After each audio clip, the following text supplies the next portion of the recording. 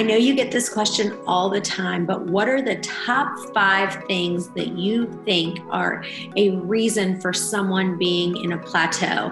I would say we get that all the time. Someone's coming in, they're like, I've had all this success. I've lost 30 pounds, I've lost 50 pounds, I've lost 80 pounds. And they're like, but I'm in a plateau. What am I doing wrong?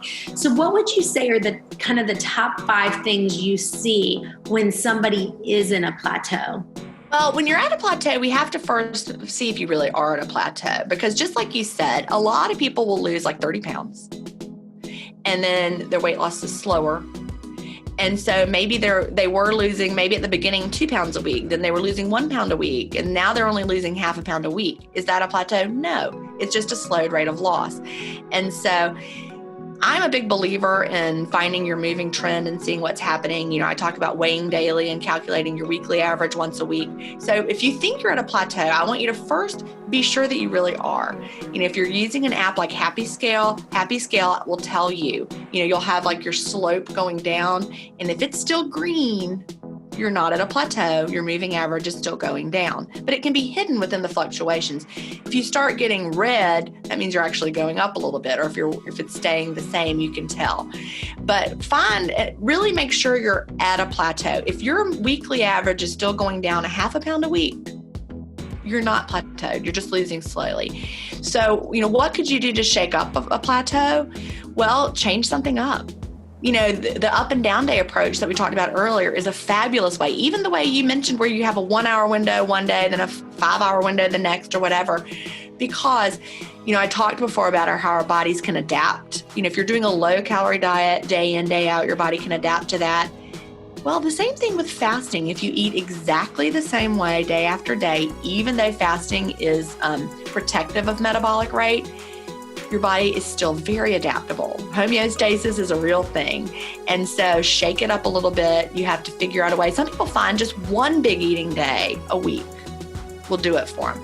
Maybe, have one down day or one 36-hour fast every Monday, followed by, a bigger eating day the next day, and then back to your normal eating window. But it's really shake it up. So first, I guess I'm trying to name 5 things. Number 1, make sure you're really at a plateau, because you really might not be. Number 2, shake something up somehow. And in my new book, I have all sorts of tips for different ways you can, I call it tweak it till it's easy. You've got your intermittent fasting toolbox, you pull things out. So tweak it till it's easy, switch things up.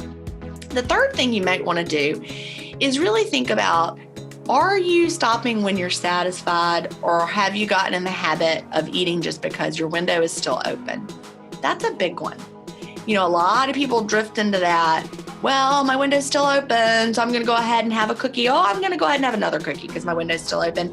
Oh, I've got 30 more minutes. Now I'm going to have one more snack, right? We still can't overeat with intermittent fasting. And so make sure that you're not just eating just because your window is still open. That's an important thing. The fourth thing I would suggest doing is focusing on food quality. I have a whole chapter in my new book about ultra-processed foods and the problems with those. Examine what you're eating. If you're eating mostly ultra-processed foods, your body is actually able to extract more calories out of those foods than out of real whole foods. So tweaking your food quality is a really great way of getting your body off of a plateau. And then I guess the fifth thing I would say is look to alcohol consumption and dessert consumption. Those are 2 things. Yes, the title of my first book is Delay, Don't Deny. So you might think, oh, I can just have whatever I want.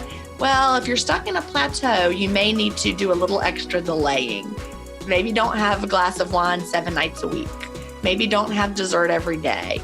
Save those for more special occasions. Have a little bit of wine on a Friday, and then that's it. If you're trying to lose weight, you may need to delay certain things longer. There's a lot more flexibility when you get to your goal.